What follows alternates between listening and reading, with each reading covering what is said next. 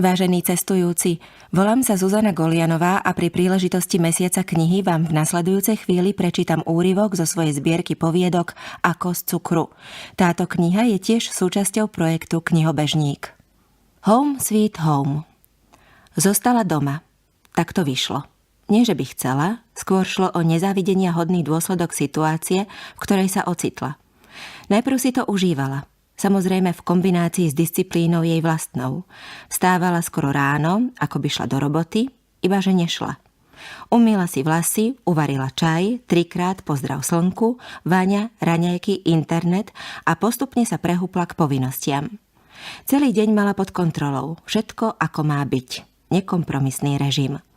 Nový rytmus sa však pomaly zvrhával. Postupne si už neumývala vlasy každý deň, ale každý druhý a neskôr len 3-krát do týždňa, keď šla do mesta.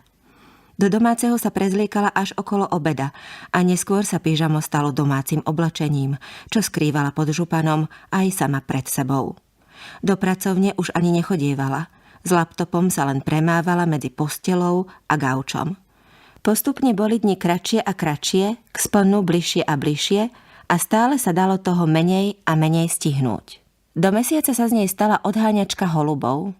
Vždy, keď počula tie strašné zvuky, energicky vyletela na balkón a holuby sa vystrašene rozprchli. Vo vzduchu zostalo len šuchotanie krídel. Žiadne romantické cukru, ako sa píše v rozprávkach. To bolo jediné, čo robila rýchlo. Čo vôbec robila. Mala to už také vymakané, až začala rozmýšľať nad tým, či by sa na tom nedalo zarobiť. Napríklad, že by odháňala holuby aj z balkónov susedov. Však sú celé dni v práci, nemá to kto robiť. A pritom je to taká dôležitá a záslužná práca. Postupne dokonca začala fajčiť. Po rokoch rokúcich sa vrátila k tínedžerskému zlozvyku. Súviselo to práve s holubmi. Ako tak chodívala na balkón čoraz častejšie a častejšie, vždy sa na niečo zahľadela a lepšie si bolo pritom zapáliť, ako len tak postávať a nezapáliť si. Hovorí sa, že komáre odplaší cigaretový dym. Ale ono to funguje aj na holuby. Aspoň jej sa tak zdalo. Fajčenie patrilo tiež do programu proti preležaninám. Ďalej ho rozšírila o pohyb, ktorý jej nikdy nebol cudzí. Každý deň vybehla alebo aspoň vykročila von. Aby to nebolo len také prázdne chodenie na špacír, zaviedla pravidelné, ale skromné nákupy.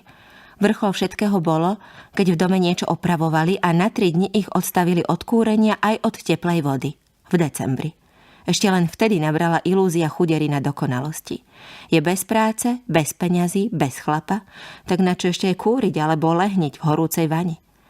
Prvý deň preležala obmotaná šálmi pod dekami a perinou, na druhý deň jej napadlo, že keby si dala už len o vrstvu viac a vybehla von, určite jej bude teplejšie. Šla nakúpiť. Kúpila, čo bolo treba a aj niečo, čo nebolo treba, do zásoby. Nákup vyložila na pás pri pokladni a čakala, kedy príde na rad. V tom akási štrbavá babka, ktorá stála za ňou, šťuchla pokrčeným chudým prstom do jej ousených vločiek, ktoré kupuje už roky a nahlas povedala: A viete, že môj pes ich nechce žrať? Obzrela sa na babku a v duchu si hovorila: takto vyzerá posledná kvapka. Bez zubov. No naozaj, vždy sa z nich povracia. Však mi veterinár aj povedal, že mu ich nemám dávať. Teraz mu kupujem také tie výberové.